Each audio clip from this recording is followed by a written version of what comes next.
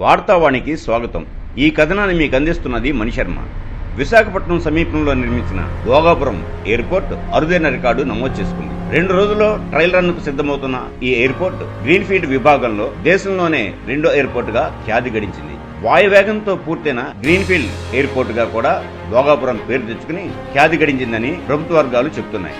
మరో 6 నెలల్లో వినియోగదారులకు అందుబాటులోకి రానున్న ఈ ఎయిర్పోర్ట్ విశాఖ నగరానికి, తద్వారా రాష్ట్ర ఆర్థిక అభివృద్ధికి గేమ్ చేంజర్ గా పనికొచ్చే అవకాశాలు ఎక్కువగా ఉన్నాయని అంటున్నారు. ఈ నెల 4న టెస్ట్ ఫ్లైట్ కు రంగం సిద్ధం కావడంతో భోగాపురం నిర్మాణం పూర్తయినట్లయిందని భావిస్తున్నారు. చిన్న పనులు మాత్రమే మిగిలి ఉండడంతో భోగాపురం ఎయిర్పోర్ట్ వీలైనంత త్వరలో ప్రయాణికులకు అందుబాటులోకి వచ్చే అవకాశం ఉందని చెబుతున్నారు.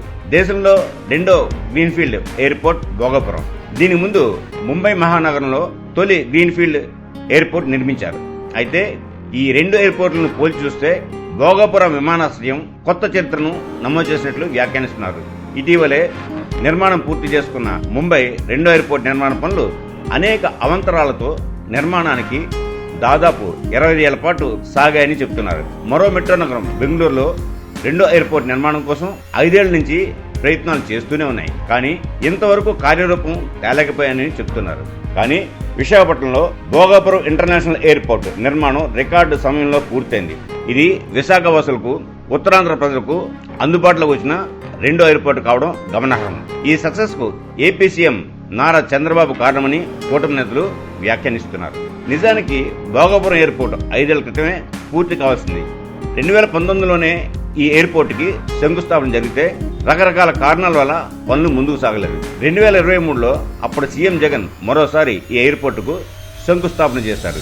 ఆ తర్వాత ఆయన అధికారం నుంచి దిగిపోయారు. అయితే 2024లో అధికారంలోకి వచ్చిన కూటమి ప్రభుత్వం భోగాపురం ఇంటర్నేషనల్ ఎయిర్పోర్ట్ ని త్వరితగతిన పూర్తి చేయాలని లక్ష్యంగా నిర్దేశించుకుంది. కాంట్రాక్ట్ సంస్థ జిఎంఆర్ యుద్ధ ప్రాతిపదికన పనులు పూర్తి చేసింది.